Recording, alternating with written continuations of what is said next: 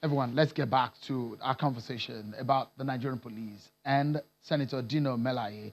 The police have denied allegations that officers keeping watch at the home of the senator representing Kogi, where Dino Melaye planned to force their way into effect his arrest. Meanwhile, additional personnel have been deployed to the house on day 6 of the police siege to the senator's home in Abuja. The law enforcement officers have vowed to remain in position until the senator comes out of their house. Let's get back to the conversation now. My partner tonight on the program, Mr. Moses Melaye, a sibling to Senator Dino Melaye, Mr. Sanu Umar, one of the spokespersons of the PDP Presidential Campaign Council, and Mr.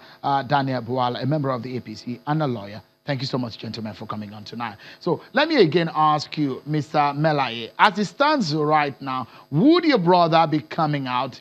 He says he's innocent of the allegations leveled against him. He did say to us on Channels Television exclusively that he would come out. But he said he would do that on Monday. Today is Wednesday. Would he be coming out anytime soon? Just like I've said earlier, that when injustice becomes a law, resistance becomes a duty of every individual. I like the way the lawyer spoke. He spoke eloquently well, and he said the leading actor, Senator Dino Melaye. Well, however we want to put it, number one, Dino is a senator of the Federal Republic of Nigeria. It's not Abubakar Shekau of Boko Haram. Dino is not Evans.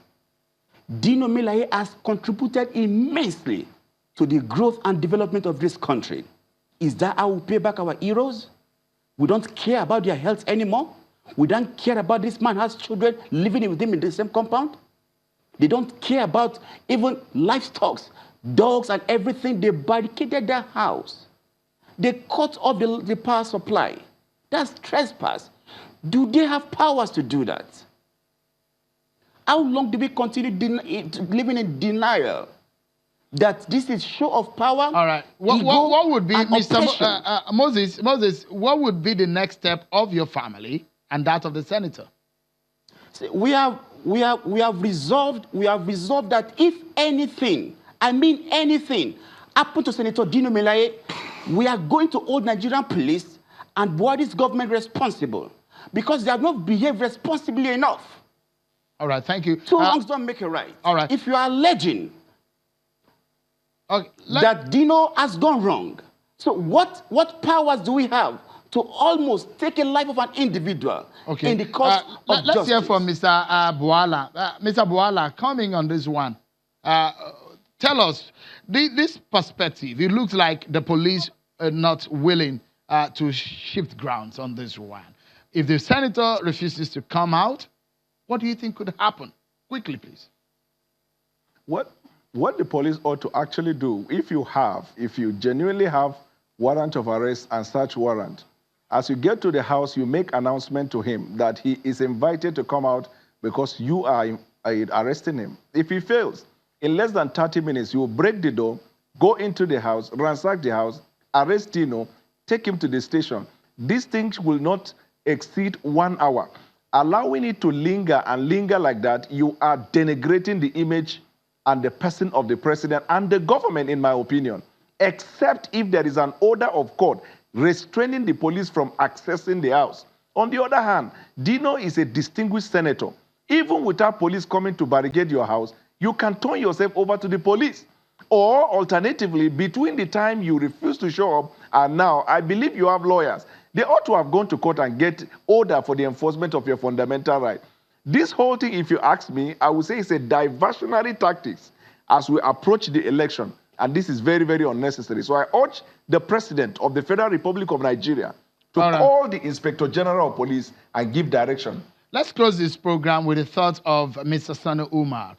From your party's standpoint and what the law is saying and what we have on our hands, it looks like a stalemate. How do you suggest that this case can be resolved? Lead us to the end of the program, Mr. Sanu Umar, quickly.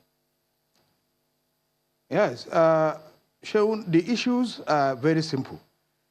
Senator Dino Melaye has come out clearly to say that his life is in danger and that the Inspector General of Police is about to poison him.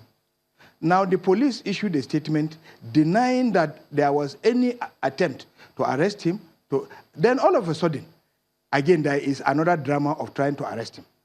Now, our party is a responsible party.